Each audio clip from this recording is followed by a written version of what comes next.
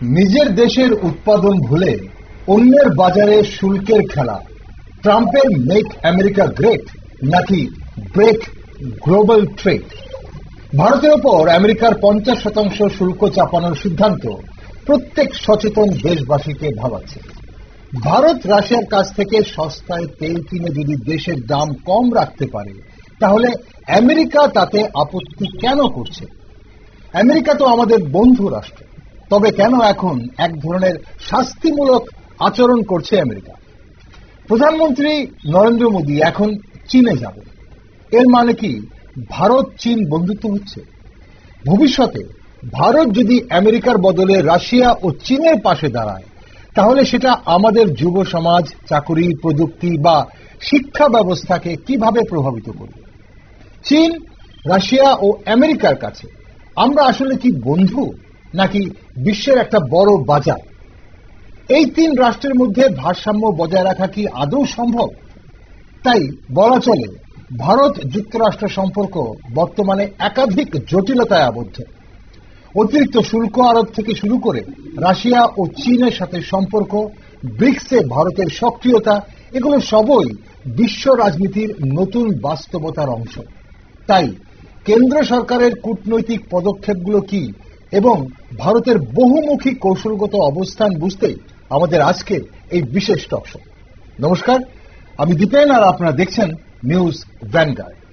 শুল্ক ও বিশ্ব রাজনীতিতে ভারতের কৌশলগত বাঁক কোথায় বা অবস্থান কোথায়, সে বিষয়ে একটি গুরুত্বপূর্ণ আলোচনায় আজ আমার সাথে রয়েছেন আন্তর্জাতিক বিষয়ে বিশেষজ্ঞ শিক্ষাবিদ ডক্টর অভিজিৎ চন্দ, চীনা ভাষায় বিশেষজ্ঞ শিক্ষাবিদ দেবাশিস চক্রবর্তী এবং কলকাতা থেকে অনলাইন আমাদের সঙ্গে সরাসরি জুড়ে গেছেন বরিষ্ঠ সাংবাদিক ত্রিদীপ ভট্টাচার্য। আপনাদের সবাইকে স্বাগত আজকের অনুষ্ঠানে। নমস্কার। ডক্টর চন্দ্র, আপনার কাছে প্রথমে আসি। ডোনাল্ড ট্রাম্পের এই যে প্রশাসনের ভারতের ওপর 25% যে অতিরিক্ত শুল্ক চাপানোর পেছনে আসল উদ্দেশ্যটা কি? এটা কি শুধুই বাণিজ্যিক চাপ নাকি একটা বৃহৎ ভূ রাজনৈতিক বার্তা? নমস্কার। পৃথিবীতে কোনো দেশ শত্রু না, কোনো দেশ বন্ধু না, এটা হলো গিয়ে আমাদের যে কোনো বিদেশ নীতির প্রথম এবং প্রধান শর্ত। আচ্ছা, যতদিন রাশিয়াকে আমার দরকার ছিল, রাশিয়া ভারতের দরকার ছিল, ততদিন রাশিয়ার সাথে আমরা ছিলাম, এখনো আছি।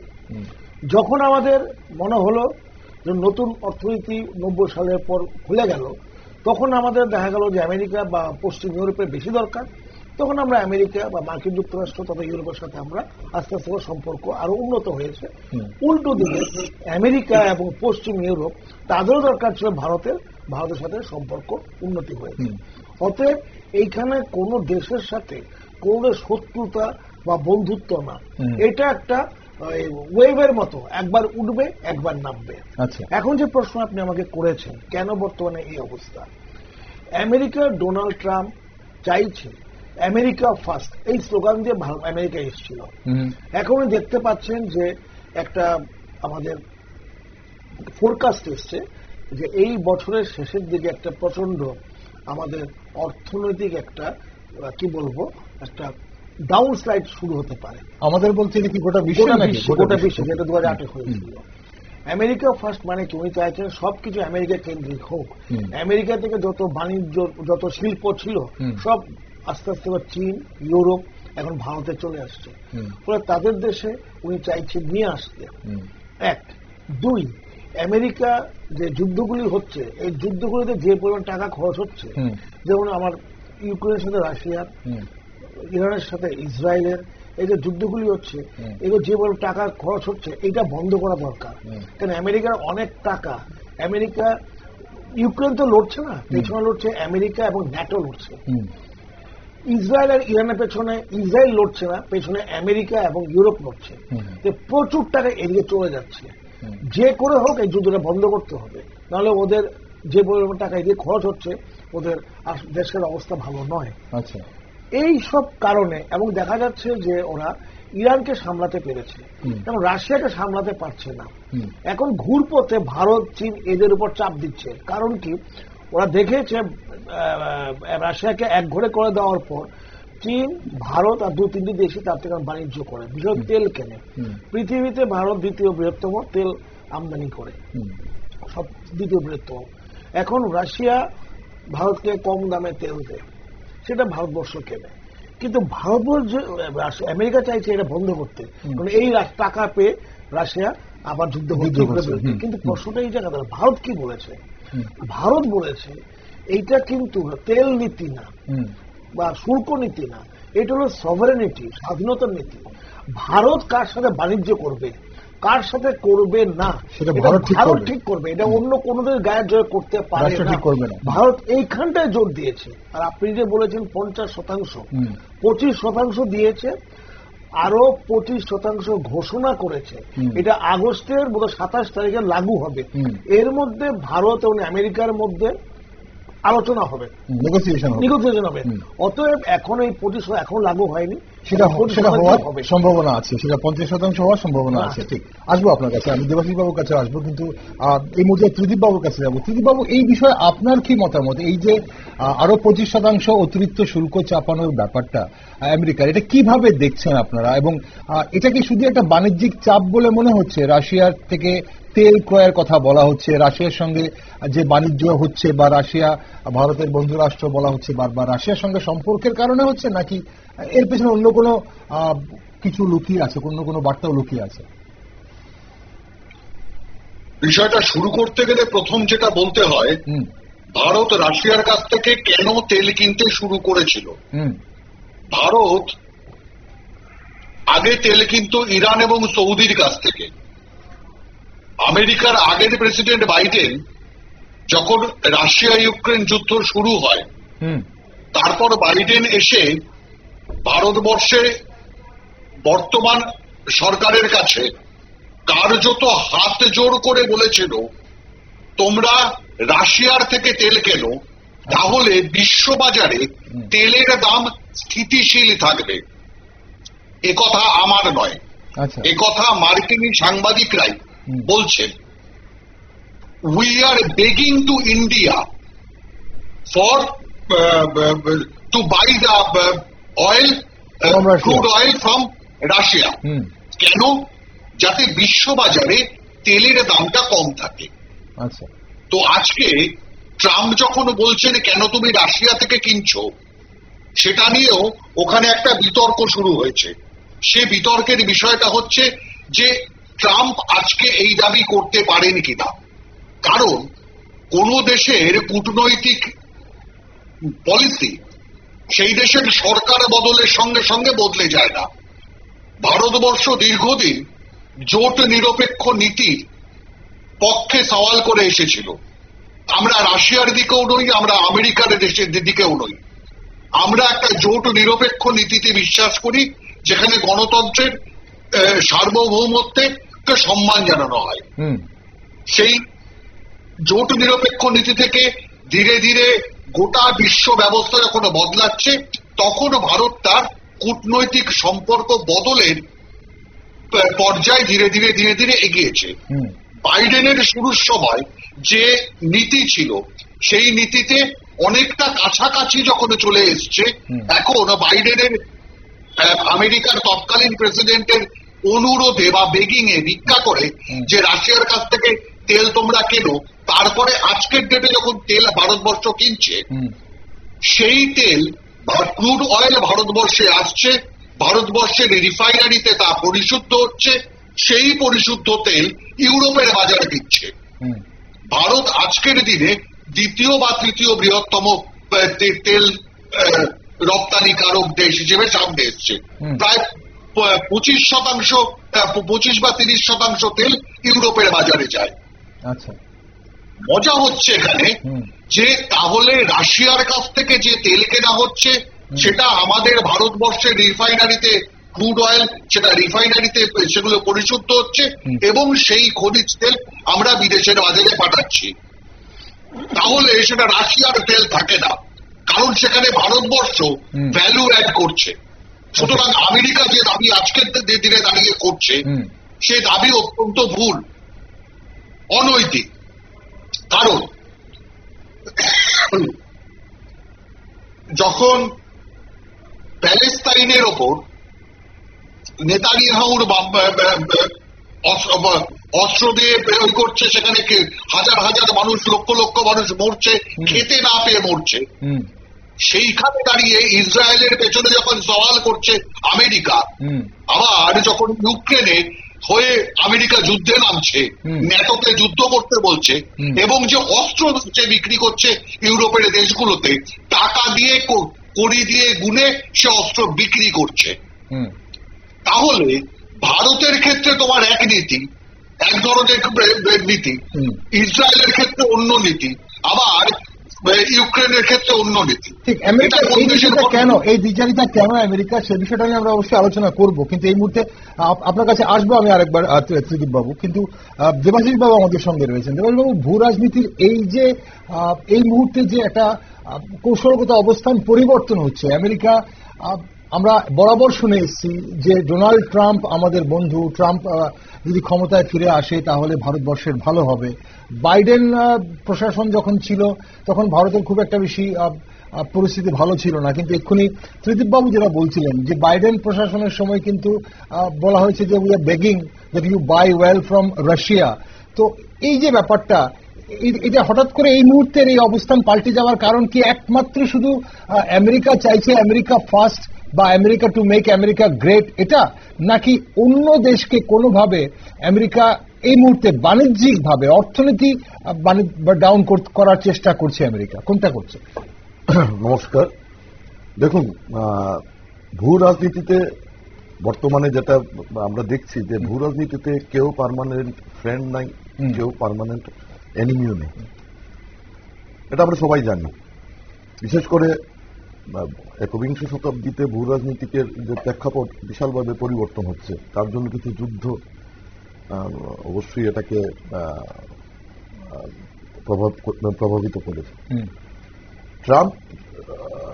ডোনাল্ড ট্রাম্প দ্বিতীয়বার যখন এসছেন আর কি ক্ষমতায়, ওনার যে ম্যানিফেস্টো ছিল, একটা তো অবশ্যই যে মেক আমেরিকা গ্রেট এগেন, মাগা যেটাকে বলে সেটা, আরেকটা বলেছিল যে 50 বছর আগে আমেরিকার যে শিল্পগুলো পৃথিবীর বিভিন্ন স্থানে, বিশেষ করে South Korea, China, Vietnam, Asian কান্ট্রিগুলোতে, ইভেন ইন জাপান, সেখানে চলে গেছে আমেরিকার শিল্পগুলো, চলে গেছিল, সেগুলোকে ফিরিয়ে আনতে হবে।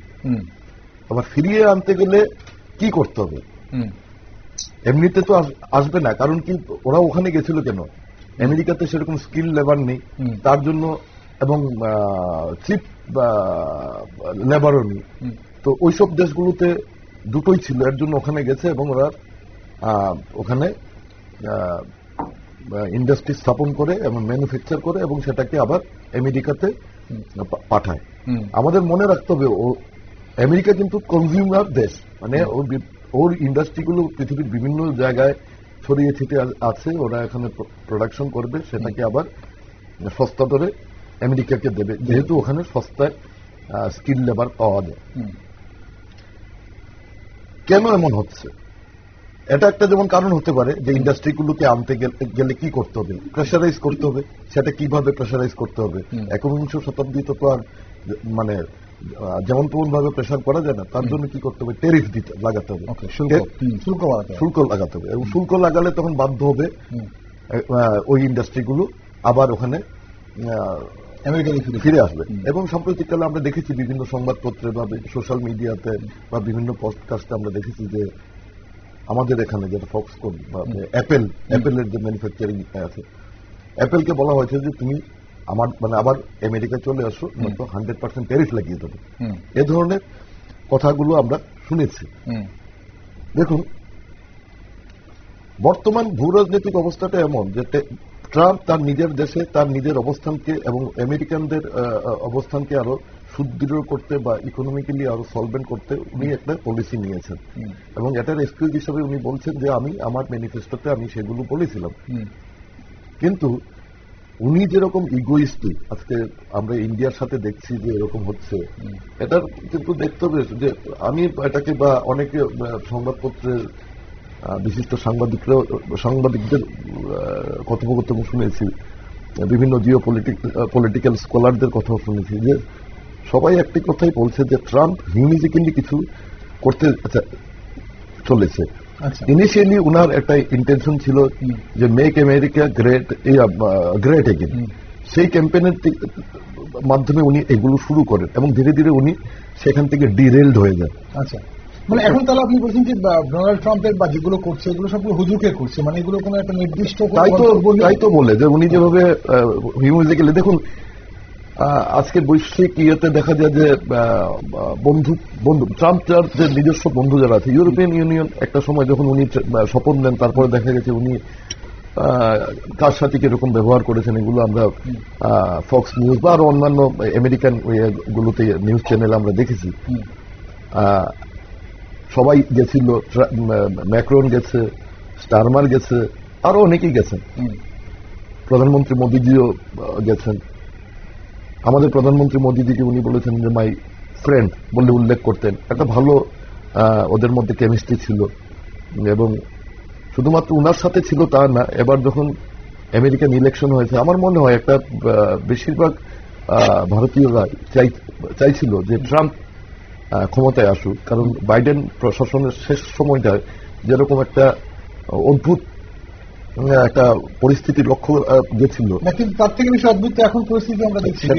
সেটা তো অপারেশন সিন্দুরের সময় আমরা দেখেছি ডোনাল্ড ট্রাম্পের যে ভূমিকা আছে তা ভারতবাসী হিসেবে খুব বেশি খুশি হওয়ার বা আনন্দ করার মতো জায়গায় আমরা ছিলাম না, ইভেন কি অপারেশন সিন্দুরের। তার জন্যই তো আমি বললাম যে ডোনাল্ড ট্রাম্প কিছুটা ইগোইস্ট, কারণ সাধারণ ভারতবাসীরা আশা করেননি যে ডোনাল্ড ট্রাম্প ক্ষমতায় এসে এবং ইনিশিয়ালি উনি যেরকম ভাবে Trump Modi is my friend এই সেই বলেছে, অন্তত গোটা 20-25 বার উনি এসব বলেছেন, হঠাৎ করে কি এমন হলো যে অপারেশন সিন্দুরের পরই ওনার সুরটা অন্যরকম হয়ে গেল। আমরা আসবো ডোনাল্ড ট্রাম্পের ব্যাপারটা। অবশ্যই এই মুহূর্তে উনি হুজুকে চলছেন, আপনি একটা খুব সুন্দর কথা বলেছেন, উনি হুজুকে চলছেন, কোন ধরনের মানে স্ট্র্যাটেজি এই মুহূর্তে উনি ফলো করছেন বলে মনে হচ্ছে না। ডক্টর চন্দ্র, এই যে রাশিয়ার সাথে ভারতের যে সম্পর্ক, এটা বরাবর বলা হয় যে রাশিয়া ভারতের বন্ধু রাষ্ট্র, এবং আপনি শুধু যে বলছিলেন যে কোনো দেশ জিওপলিটিক্সে কোনো দেশের বন্ধু নয়, কোনো দেশের শত্রু নয়, এটা সবটাই বাণিজ্য। এখন দুদেশের কৌশলগত সহযোগিতা কি বৃদ্ধি পাচ্ছে বলে মনে হচ্ছে, মানে রাশিয়ার সাথে ভারতবর্ষে, এবং আমেরিকা যেভাবে আপত্তি করছে রাশিয়া থেকে ভারতে তেল কেনার ব্যাপারটা, এখন রাশিয়ার সঙ্গে ভারতের ঘনিষ্ঠ বাণিজ্য বা প্রতিরক্ষার যে সম্পর্ক, তাতে কি আমেরিকার চোখে একটা লাল রেখা মানে অতিক্রম করছে বলে মনে হয়? দেখুন, ট্রাম্প তো আমেরিকার প্রেসিডেন্ট, ট্রাম্প যা নীতি নেবে সেটা আমেরিকার পক্ষে যায় সেরকম নীতি নেবে। ট্রাম্প কোন নীতি নেবে না যে ভারতের পক্ষে যায় বা কোন দেশের পক্ষে যায়, এটাই স্বাভাবিক। ভারতের প্রাইম মিনিস্টার মোদী সাহেব যে নীতি নেবেন সেটা ভারতের দিকে চেয়ে নেবেন, ভারতের যাতে ভালো হয়। ভারত আস্তে আস্তে করে আমেরিকা, ইসরায়েল, ফ্রান্স থেকে অস্ত্র বেশি করে কিনছিল, বাণিজ্য বাড়িয়েছিল। তার মানে এই নয় ভারত রাশিয়ার থেকে বন্ধুত্ব বিচ্ছেদ হয়ে গেছিল। কারণ আমরা অপারেশন সিন্দুরে দেখলাম একটা অদ্ভুত জিনিস, পাকিস্তানকে যদি আপনি দক্ষিণ ও উত্তরে ভাগ করেন, দক্ষিণে সিন্ধু প্রদেশ এবং বালুচিস্তান প্রদেশ, উত্তরে পাঞ্জাব প্রদেশ এবং উত্তর পশ্চিম সীমান্ত প্রদেশ, যেখানে সিন্ধু প্রদেশ সেখানে জেকোয়াবাদ ছিল, ভোলারি ছিল, এখানে ছিল আমেরিকার অস্ত্র, অর্থাৎ আমেরিকার রাডার, আমেরিকার প্লেন। উত্তর দিকে যে ছিল নূর খান, ওই দিকে কিছু আমেরিকার ছিল আর মূলত চায়নার ছিল। ইন্ডিয়া যখন অ্যাটাক করলো, দেখা গেল যে সিন্ধু প্রদেশে 5-6টা এয়ারফিল্ড গুড়িয়ে দিয়েছে, অর্থাৎ আমেরিকার যে রাডার ছিল, অস্ত্র ছিল, কিছু করতে পারেনি। ওয়ারেস পাঞ্জাবের দিকে যেগুলো ছিল, সারগোদা বা যাই বলো না কেন, এগুলো গুড়িয়ে দিয়েছে। তাই আমেরিকার গোটা পৃথিবীর কাছে বিশাল ধাক্কা লাগলো যে ভারতবর্ষ আমেরিকা এবং চায়নার অস্ত্র সমৃদ্ধ পাকিস্তানকে মাত্র 2 দিনে গুড়িয়ে দিয়েছে। এবং অস্ত্রগুলি কি ছিল? সেইগুলো ছিল SU-30, আপনার S-400 এর মতো অস্ত্র। মানে কথা হচ্ছে যে বিশ্ববাজারে আমেরিকার যে অস্ত্র তার মান পড়ে গেল, তাহলে পড়ে গেল না, মান পড়েনি। ভারত অত্যন্ত দক্ষতার সাথে রাশিয়া কিন্তু এই অস্ত্রগুলো ইউক্রেনের বিরুদ্ধে কাজে লাগাচ্ছে, এই অস্ত্রগুলো কিন্তু সাফল্য পাচ্ছে না। কিন্তু ভারত এত সুন্দরভাবে কাজে লাগিয়েছে যে ওদের অস্ত্র উন্নত মানের, মান খারাপ না, কিন্তু ভারত এত সুন্দর এগুলো অস্ত্র মানে এফেক্টিভলি যেটা বলে কাজে লাগিয়েছে, কিছু করতে পারেনি। এতে আমেরিকা এবং চায়নার বুক পড়েছে বিশ্ববাজারে, নাম্বার 1। নাম্বার 2, ভারত ভরাভরি একটা জিনিস মানে নিয়ে বিদেশি নীতি, স্ট্র্যাটেজিক অটোনমি। আমি সবার সাথে বন্ধুত্ব করব, আমিও সবার বন্ধু হব, কিন্তু কারোর অঙ্গুলি হেলন আমি চলবো না। সে ট্রাম্পই হোক, সেটা পুতিনই হোক, আর সেটা শি জিনপিংই হোক। এটা এখনো ভারত ফলো করে যাচ্ছে। রাশিয়া ভারতের সাথে যে সম্পর্ক 47 পর এটা সুদৃঢ়, মজবুত। এখানে কোন রকম কোনদিন কিছু হয়নি। আমি ত্রিদীপ বাবুর কাছে যাবো। ত্রিদীপ বাবু, এই বিষয়ে আপনার কি মতামত? রাশিয়ার সঙ্গে ভারতবর্ষের যে সম্পর্ক বা ঘনিষ্ঠতা, এটা বরাবরই বলা হয় যে বন্ধু রাষ্ট্র, কিন্তু বর্তমান প্রেক্ষাপটে শুধু তেল কেনা নয়, বাণিজ্যিক বা প্রতিরক্ষা সম্পর্কে সেখানে রাশিয়ার সঙ্গে এমন কি ডেভেলপমেন্ট হয়ে যাচ্ছে যেটাতে আমেরিকার মানে একটা চোখে ওই যে লাল রেখা অতিক্রম করছে বলে মনে হয়? দুটো বিষয় মাথায় রাখতে হয়।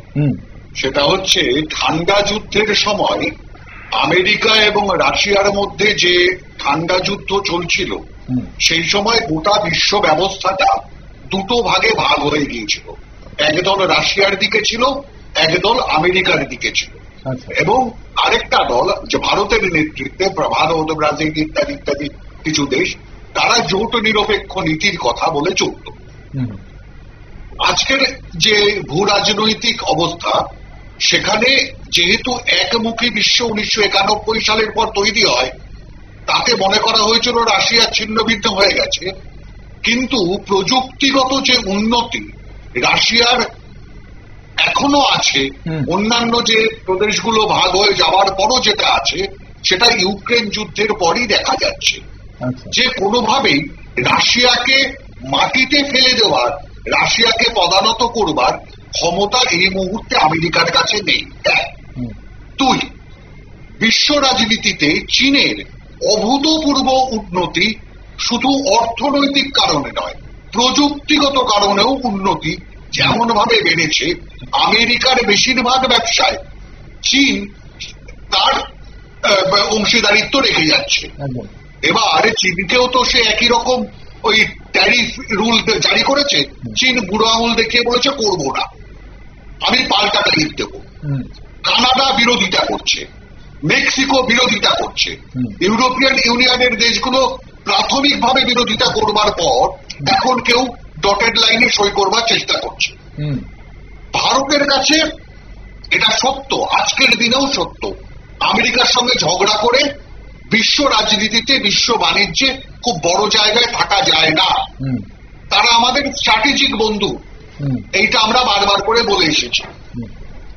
এই ঘটনার পরই অজিত দোভাল রাশিয়া সফর করেছে, কতগুলো রাজনৈতিক ঘটনা ভারতবর্ষ ঘটিয়ে ফেলেছে, এবং সম্ভবত অগাস্ট মাসের শেষের দিকে পুতিন ভারতে আসবেন, এবং রাশিয়া মস্কো থেকে পুতিনের সঙ্গে টেলিফোনে কথা হয়েছে ভারতের প্রধানমন্ত্রী নরেন্দ্র মোদী। মোদীকে পুতিন জানিয়েছেন ভারত রাশিয়ার সম্পর্ক ভালো করতে রাশিয়া প্রতিশ্রুতিবদ্ধ, অতীতেও যেমন সাহায্য ভারতকে করেছি এবারও করব। তার মানে ভারতের সঙ্গে সম্পর্ক রাশিয়া যেমন ছিল তেমন বা তার থেকে একটু ভালো করবার চেষ্টা করবে। 2 নম্বর, চীনে এই এশীয় সামিট যেটা হবে, সেখানে চীনে যাবেন হচ্ছে আমাদের প্রধানমন্ত্রী নরেন্দ্র মোদী। কতদিন বাদে? 2020-তে গালওয়ান কনফ্লিক্টের পর চীনের সঙ্গে যে সম্পর্ক খারাপ ভারতবর্ষের হয়েছিল, তারপর 5 বছর কেটে গেছে, ভারতের প্রধানমন্ত্রী চীনের রাষ্ট্রপতির সঙ্গে মুখোমুখি হননি। এই এশীয় সামিটে মোদী যখন যাবেন বলেছেন, শি জিনপিং বলেছেন, শি জিনপিং তাকে স্বাগত জানিয়েছে। এটাকে মানে সংবাদপত্রের ভাষায় বলছে উষ্ণ স্বাগত জানানো হয়েছে। একদম। তাহলে প্রোগ্রামটা কি ঠিক হয়েছে? মোদী জাপান যাবেন, জাপান হয়ে চীনে যাবেন। মনে রাখতে হবে, জাপানকেও কিন্তু এই ধরনের ট্যারিফ রুলের মধ্যে আমেরিকা ফেলে দেওয়ার চেষ্টা করেছে। জাপান হয়তো এই ট্যারিফ রুল মেনে নেবে, কিন্তু জাপানের অর্থনৈতিক উন্নতি যে জায়গায় পৌঁছেছে সে হয়তো কমব্যাট করতে পারবে, কিন্তু ভারতের ওপর একতরফা চাপিয়ে দেওয়া ভারতের পক্ষে কঠিন, সম্ভব নয়। সেই কারণে ভারতে এখন দুই দিকে আমাদের বন্ধু দরকার, একদিকে রাশিয়া, অন্যদিকে চীন। যে চীন কিছুটা হলেও পাকিস্তানের সঙ্গে ভালো সম্পর্ক রেখেছে, তবু চীনকে আমার পাশে দরকার। এইরকম একটা জায়গায় এখন ভারতবর্ষের অর্থনৈতিক রাজনীতিটা দাঁড়িয়ে আছে। বাবু, এর আগে পুতিন আগস্টের শেষের দিকে ভারত সফরে আসার কথা, এই মুহূর্তে কিন্তু তার আগে তো পুতিন এবং ট্রাম্পের সঙ্গে বৈঠক হচ্ছে, এখন 15 আগস্টে বৈঠক হওয়ার কথা। তারপর কি কোনোভাবে পাল্টে যাওয়ার সিনারিও, পাল্টে যাওয়ার সম্ভাবনা দেখছেন? এইখানটাতেই মজা।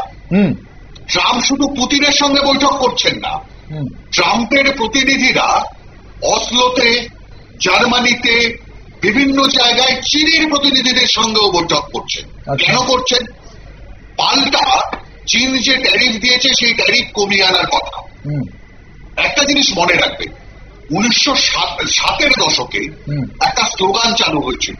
স্লোগানটা হচ্ছে be American buy American. American policy ছিল হচ্ছে যে আমেরিকায় উৎপন্ন সমস্ত পণ্য বিশ্বের যাবতীয় বাজারে ছড়িয়ে যান, আমেরিকা সেখান থেকে লাভ করে আমেরিকাকে গড়ে তুলবে। মজা হচ্ছে আমেরিকা ভারতবর্ষে কোথায় কোথায় ঢুকতে চাইছে। Agriculture field, dairy field, farm field, sugar, corn, soybean, cottons, মানে মূলত এগ্রিকালচার, ডেয়ারি ফার্মে ওরা ঢুকতে চাইছে। সেখানে এবং ফিশারি একটা মিস করে গেছে, ফিশারি। মজার কথা হচ্ছে 2018 থেকে 2024 সাল পর্যন্ত আমেরিকা নিজের কৃষিক্ষেত্র, ডেয়ারি ফার্ম এগুলোকে রক্ষা করবার জন্য 28 বিলিয়ন মার্কিনী ডলার খরচ করেছে। কি কি ক্ষেত্রে? ট্যারিফ প্রোটেকশনে, স্পেশাল সেফগার্ড মেকানিজম তৈরি করে, ফার্ম সাবসিডি দিয়ে, প্রাইস কভারেজ করে, এগ্রিকালচারাল রিস্ক কভারেজ দিয়ে, ক্রপ সাবসিডি দিয়ে, ডেয়ারি মার্জিন সাবসিডি দিয়ে। তাহলে তুমি তোমার দেশের কৃষকদের জন্য, তোমার দেশের ডেয়ারি ফার্ম গুলোর জন্য, তোমার দেশের অন্যান্য সুগার যে লবি আছে সেই লবির জন্য, কর্ন যে লবি আছে সেই লবির জন্য, ইভেন মিট লবির জন্য তোমরা যে টাকা দাও সেই টাকা তাদের প্রোটেকশনের জন্য দেওয়া হয়। কিন্তু ভারতবর্ষ কেন ছেড়ে দেবে সেই জায়গাটা? ভারতবর্ষের এখনো 60% কৃষি জমিতে এই কাজটা হয়। মূল প্রশ্নটা এখানে। ভারতবর্ষের যিনি প্রধানমন্ত্রী হন, তিনি তার এগ্রিকালচার ক্ষেত্র, তার ডেয়ারি ফার্ম, তার ফিশারিজ, তার যে কোনো সেক্টরই হোক, এই তিনটে ইম্পর্টেন্ট সেক্টর আমার, এই তিনটে ইম্পর্টেন্ট সেক্টরকে কখনো আমেরিকাকে মাস্তানি করতে দেবে না। ঠিক এই কথাটাই বলছিলেন ডক্টর চন্দ্র। মোদী হলেও দেবে না, অন্য যে কোনো প্রধানমন্ত্রী হলেও দেবে না। একদম ডক্টর চন্দ্র এই কথাটাই বলছিলেন কিছুক্ষণ আগে, যে আমার দেশে কি হবে, আমার দেশের নীতি কি হবে, আমার দেশের জন্য কোনটা ভালো সেটা আমি ঠিক করব, ভারত ঠিক করবে, সেটা অন্য কোনো দেশ, অন্য কোনো রাষ্ট্র অঙ্গুলি হেলনে সেটা হবে না। আমি দেবাশিস বাবুর কাছে একটু আসবো। দেবাশিস বাবু, এই যে মোটামুটি বলা হচ্ছে যে 5-6 বছরের বিরতির পর প্রধানমন্ত্রী নরেন্দ্র মোদী চীন সফরে, তাও ব্যাপক এই কূটনৈতিক উত্তাপের সময়, যখন চারিদিকে আমেরিকার শুল্ক বাড়াচ্ছে, সবার উপর শুল্ক চাপাচ্ছে, ভারতবাসী হিসেবে অনেকেরই হয়তো একটা ভাবনা ছিল যে যেহেতু আমাদের সঙ্গে ট্রাম্পের একটা সম্পর্ক অন্যরকম ভারতবর্ষের বা মোদী সাহেবের সঙ্গে, তার জন্য ভারতের ওপর হয়তো এই ধরনের শুল্ক বসবে না, যেটা চীনের ওপর বসে গেছে। কিন্তু ভারতের ওপরও বসানো হচ্ছে এবং আরো 25% বাড়ানোর সম্ভাবনা আছে কিছুদিনের মধ্যে। এখন এর মানে কি, এই সফরে যখন যাচ্ছেন প্রধানমন্ত্রী এবং সেটাকে উষ্ণ স্বাগত, যিনি বাবু বলছিলেন যে উষ্ণভাবে স্বাগত জানিয়েছে চীন এবং শি জিনপিং, তার মানে কি ভারত চীনের একটু কাছাকাছি আসছে এবং বন্ধুত্বটা আর একটু গভীর হচ্ছে বলে মনে হয়, বাণিজ্যিক বন্ধুত্ব অ্যাটলিস্ট? দেখুন, আমি যেটা বলবো, বিভিন্ন চীনা ভাষার পত্রিকা গ্লোবাল টাইমস বা এগুলোতে আমি ফলো করি, সিজিটিএন, এগুলো দেখে আমি বলছি, দেখুন 2020-তে গালওয়ান ক্লেশের পর এই প্রথম ভারতের প্রধানমন্ত্রী যাচ্ছেন চীনে। এটা কিন্তু দ্বিপাক্ষিক সফর নয়, ওখানে এসসিও অর্গানাইজেশনের যে মিটিংটা হচ্ছে, যেটা ইউরো এশিয়া, এখানে 10টি কান্ট্রি এটার সদস্য আছেন। লাস্ট ইয়ার ব্রাজিলে হয়েছিল, এবার এখানে হচ্ছে ফিনল্যান্ডে, এবং উনি ওখানে যাচ্ছেন। যেহেতু 5 বছর ভারতের প্রধানমন্ত্রী বা কোনো সেরকম টপ লেভেলে কেউ যাননি, হালে অজিত দোভালজি, এনএসএ ডিফেন্স মিনিস্টার রাজনাথ সিংজি, আমাদের বিদেশমন্ত্রী জয়শঙ্করজি গেছেন, এখন আমরা জানতে পারছি যে প্রধানমন্ত্রীও যাবেন। ভারত চীনের যে সম্পর্ক কিছুটা হলো যে রিশেপ করার একটা প্রচেষ্টা, সেটা আমরা গত ফেব্রুয়ারি মাস থেকে আমরা দেখতে পাই। আচ্ছা, ডিরেক্ট ভিসা রিজিউম করা, যেটা 2020 পর আপনার ফ্লাইট মানে বিমান আন্তর্দেশীয় বিমান চলাচল বন্ধ ছিল ভারত এবং চীনের মধ্যে, ডিরেক্ট ফ্লাইট ছিল না, সেগুলো আবার চালু হবার সম্ভাবনা দেখা গেছে, আলোচনা চলছে। এবং বর্তমান যে চীনার রাষ্ট্রদূত যিনি ভারতে আছেন, সু ফেই হুং, উনি কার্যভার গ্রহণ করার পর উনি খুব পজিটিভলি এই ব্যাপারটাকে আরো ত্বরান্বিত করার চেষ্টা চালিয়ে যাচ্ছেন এবং ওদের বিভিন্ন সংবাদপত্রেও সেটা আমরা উল্লেখ পাই। পজিটিভ বার্তা বারবারই দেওয়ার চেষ্টা করেছেন যে ভারত চীনের প্রাচীন সম্পর্ক দিয়ে শুরু হয়েছে, বিভিন্ন রকমের কন্টেম্পোরারি এক্সাম্পল উনি দিয়েছেন। মূল বিষয় হচ্ছে যে প্রধানমন্ত্রী ওখানে যাচ্ছেন, সেই যে প্রচেষ্টাটা আপনারা যাচ্ছেন, উনি ওখানে মিটিং এ বসবেন, মিটিং এর পরে উনি সাইডলাইন, যেটা যে কোনো আন্তর্জাতিক এরকম সম্মেলনের সাইডলাইনে কিছু বিভিন্ন কান্ট্রি হেডের সাথে ওরা মিটিং করেন, সেখানে হয়তো শি জিনপিং এর সাথে দেখা করবেন, আলোচনা হবে। এখন আমরা এটাকে কেন এত গুরুত্ব দিচ্ছি এবং এটা নিয়ে অনেকে একটু সাসপিশিয়াস যে যেহেতু চীন এবং ভারতের মধ্যে এরকম একটা 2020-তে, নট অনলি 2020, এর আগেও হয়েছে, চীনকে কি সত্যি বিশ্বাস করা যায় কি যায় না, এরকম অনেক ধরনের প্রশ্ন অনেকের মধ্যে থাকে। কিন্তু এটা গত ফেব্রুয়ারি থেকে দেখছি যে একটা যে স্ট্যাগনেন্সি ছিল ওটার থেকে উত্তরণ করার জন্য মানে বরফ কিছুটা বলছে, এবং আগামী 18 আগস্টে ভারতের এনএসের সাথে চীনের যে পররাষ্ট্রমন্ত্রী ওয়াংয়ের একটা মিটিং হবে দিল্লিতে, সেটা বর্ডার রিলেটেড টক হবে। তো ওভারঅল দেখা যাচ্ছে যে একটা প্রচেষ্টা হচ্ছে, কারণ বর্তমানে যে ভূ রাজনীতিকে সেটা আমরা সবাই জানি যে কেউ পার্মানেন্ট বন্ধু নয়, কেউ পার্মানেন্ট শত্রু নয়, এবং ভারত একটা গণতান্ত্রিক রাষ্ট্র, তার যে লিডারশিপ যারা আছে যথেষ্ট স্ট্রং, ওরা কোনটা কিভাবে ডিল করতে হয় অবশ্যই আমরা খেয়াল করবো যে চীনের সঙ্গে সম্পর্কটা কোন দিকে যাচ্ছে। তবে আপাতত আপনাদের কথা অনুযায়ী যে বরফ কিছুটা বলছে। রণচন্দ্র, এই যে সীমান্ত বিরোধ অতীতের তিক্ততা সত্ত্বেও মানে উভয় পক্ষেই বুঝতে পারছে যে একটা যুক্তরাষ্ট্রের চাপের বিরুদ্ধে একটা কৌশলগত পরিসীমা তৈরি করা দরকার।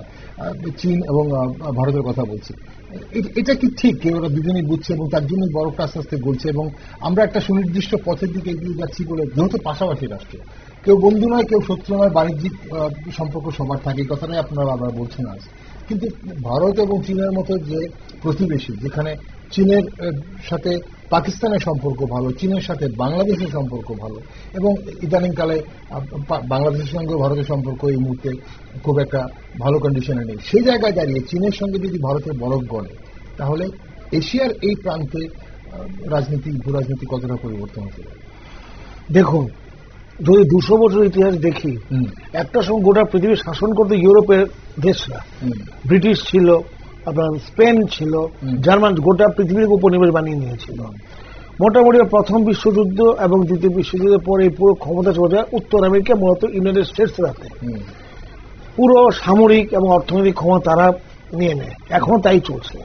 কিন্তু দেখা যাচ্ছে গত 10-15 বছর যাবৎ অর্থনীতি এবং সামরিক দিক থেকে এশিয়ার দেশগুলি, বিশেষত চীন এবং ভারত উঠে আসছে, সঙ্গে রাশিয়াকে পেয়েছে। এইখানে যে বাণিজ্য যে ঝামেলাটা হচ্ছে, এর মধ্যে আরেকটা গুরুত্বপূর্ণ ঝামেলা হয়তো এড়িয়ে গেছে। পৃথিবীতে মার্কিন ডলার কেন শক্তিশালী? কারণ এরা চুক্তি করেছে সৌদি আরবের সাথে যে তেলের যে টাকা, এটা ডলারটাই অ্যাকসেপ্ট করা হবে, ফলে সবাই বাধ্য হয়ে ডলারটাকে আনতে চায়, ডলারটা পৃথিবীতে রাজত্ব করে। কিন্তু রাশিয়ার সাথে যে ভারত তেল কেনে বা অন্যান্য জিনিস যে কেনে, ডলারকে আমেরিকা রাশিয়া দেবে না, সুইফট একটা সিস্টেম আছে এর মধ্য দিয়ে। ভারত রাশিয়া কিন্তু রুবল, যেটা রাশিয়ার মুদ্রা, এবং ভারতের টাকা, এর মধ্যে বাণিজ্য হয়। আর এর বাইরে যদি কিছু হয় তখন বার্টার সিস্টেম, অর্থাৎ যে দাম কত সেই পরিমাণ অন্য কোনো দ্রব্য, চা বা এরকম কিছু পাঠিয়ে দিই। অর্থাৎ ভারত এবং রাশিয়া ডলার ছাড়া আমদানি রপ্তানি ডলার করছে। ছাড়া তেলের মতো জিনিস, সামরিক যন্ত্রপাতি, এই দুটো জিনিস গুরুত্বপূর্ণ। টাকা ছাড়া একদম বাকিতে হয় না এবং ডলার ছাড়া হয় না। এইটা দেখিয়ে দিয়েছে ভারত এবং রাশিয়া।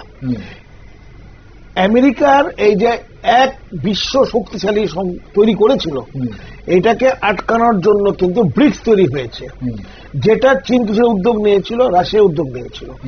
2020 সাল আগে পর্যন্ত চীনের সাথে ভারতের সম্পর্ক তো খুব একটা খারাপ ছিল না। গালওয়ান তো ভারত ঘটায়নি, ভারত তো গালওয়ান ঘটায়নি, ঘটিয়েছে চীন। এখন চীন বুঝতে পারছে এটা করে ভারতকে আজকে 40 বছরে ভারত ভেবেছিল, কিন্তু অপারেশন সিন্দুরের পর দেখে দিয়েছে ওদের যে শক্তি ওরা ভেবেছিল সেই শক্তিও ভারত উড়িয়ে দিয়েছে। অর্থনৈতিক ভারত এখন 5ম বৃহত্তম শক্তি, সামরিক দিক থেকে ভারত এখন বিরাট বড় শক্তি। চীনের যত বাণিজ্য হয় তার প্রায় 50% ভারত মহাসাগর দিয়ে যায়, বিশেষ করে পেট্রোলিয়াম জাতীয় দ্রব্য। ভারত মহাসাগরে ভারত একটা বড় শক্তি।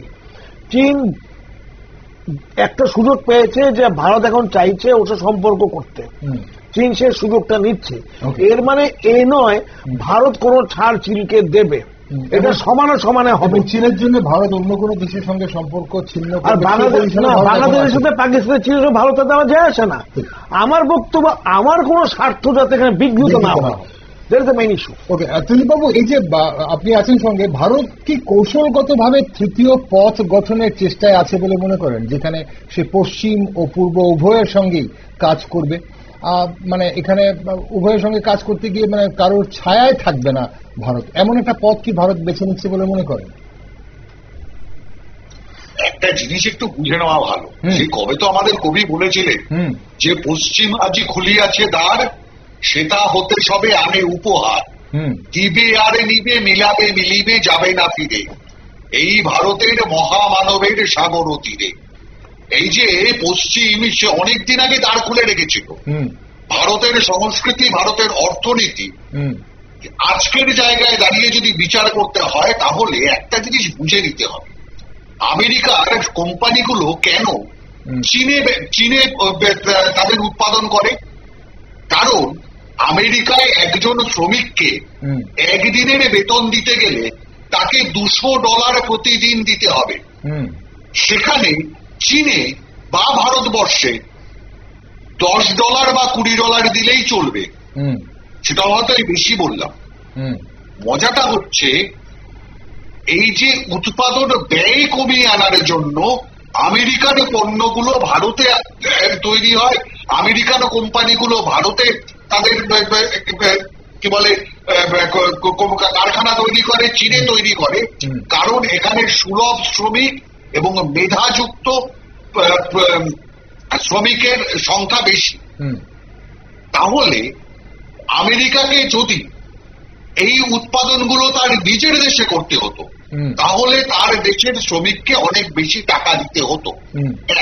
2, এই পরিমাণ শ্রমিকের জোগান আমেরিকাতে আদৌ আছে কিনা এটা নিয়ে একটা বড় বিতর্ক গোটা বিশ্ব জুড়ে আছে।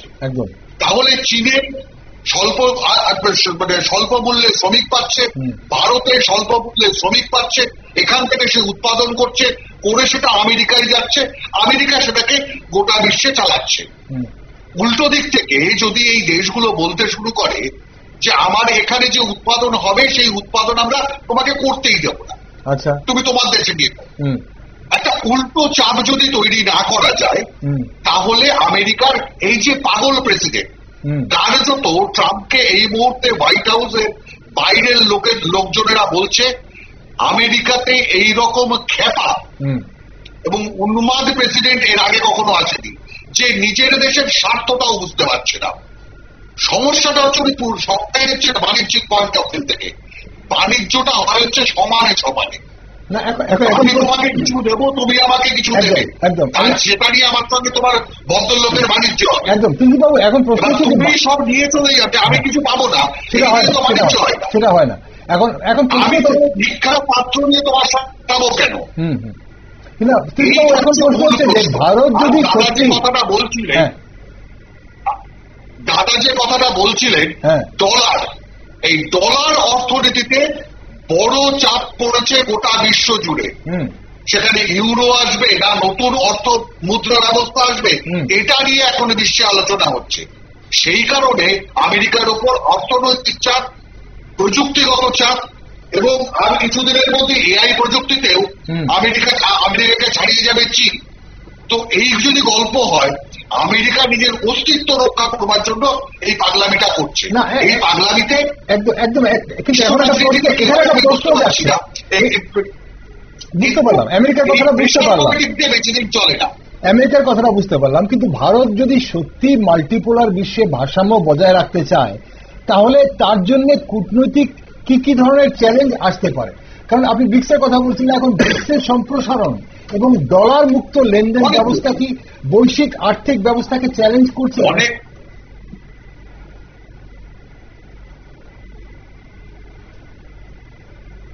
আমি ভারতবর্ষের একজন নাগরিক হিসেবে বলতে পারি যে ভারতকে এখন একটা বড় চ্যালেঞ্জের মধ্য দিয়ে যেতে হচ্ছে।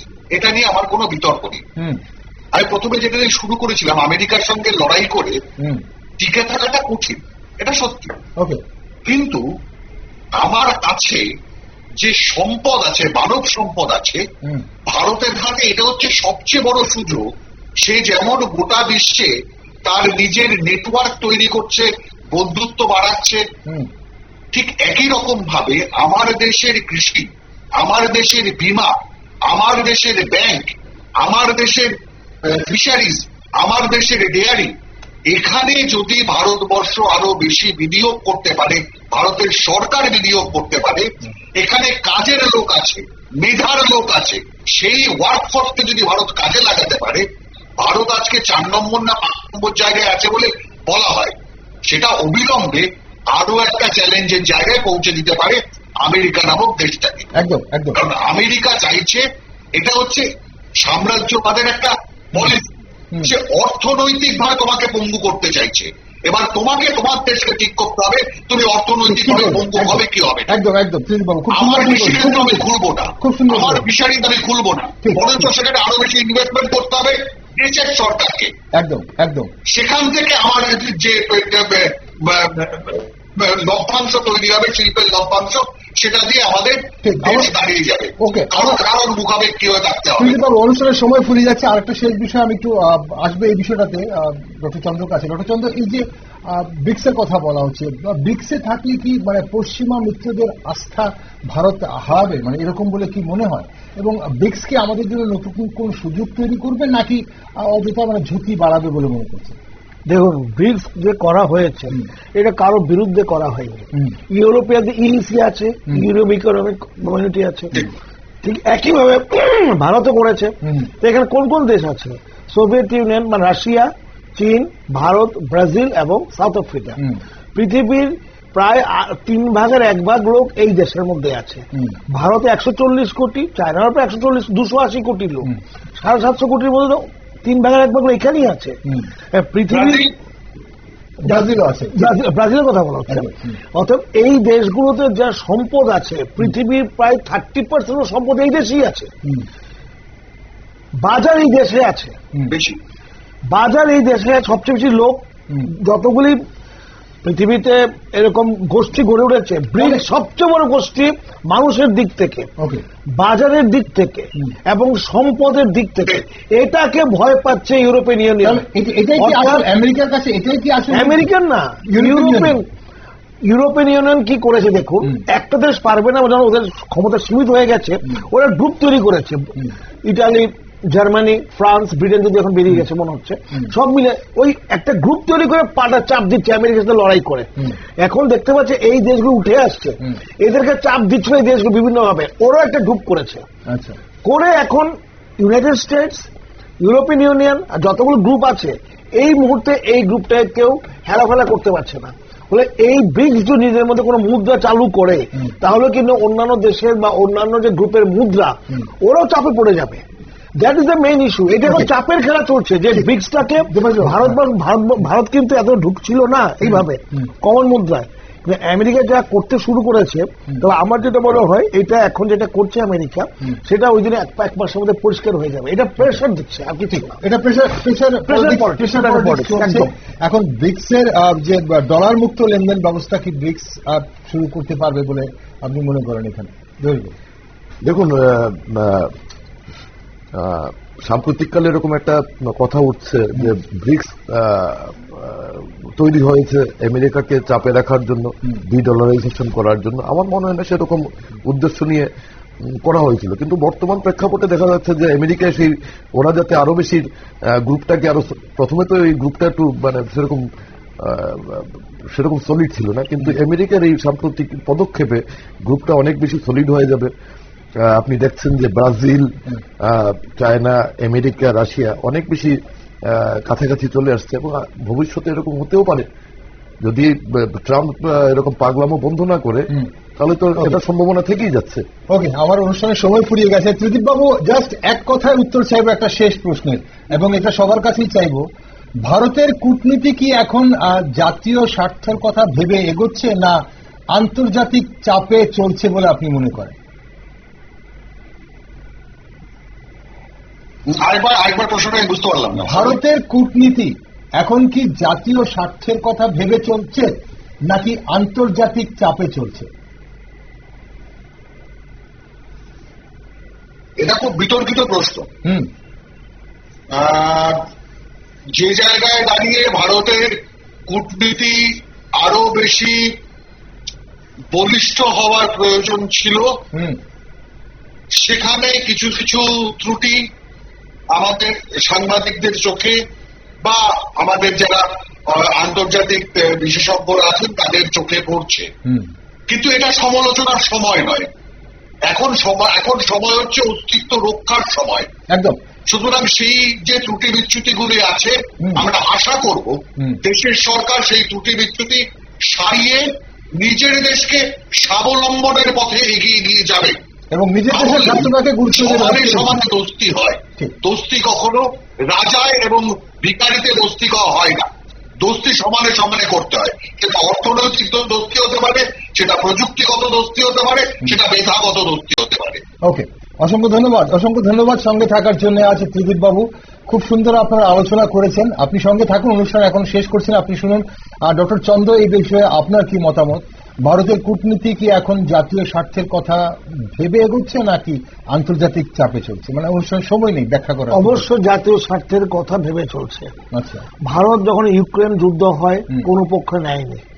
ইসরায়েল যুদ্ধের সময় বলেছে যে শান্তিরে সবার আগে। ব্যাপারটা হলো যে চাপে পড়লে দেখা যায়, বাড়িতে চুরি হলে দেখা যায় যে কোথায় চোর ঢুকেছিল। আমার মনে হয়েছে বাড়িটা ভালোই ছিল, হঠাৎ মনে হলো আরে না, এখানে তো সমস্যা রয়ে গেছে। এখন যে চাপে পড়েছে, এটা সুবিধা হয়েছে ভারতের পক্ষে। ভারত এখন শুধুমাত্র চীন বা আমেরিকা নির্ভর বা রাশিয়া নির্ভর না হয়ে আরো কিভাবে বিভিন্নভাবে কূটনীতি, সামরিক নীতি এবং অর্থনীতিকে ডাইভার্সিফাই করা যায়, সেটা ভারত দেখছে। ওকে, একই প্রশ্ন আপনার কাছে।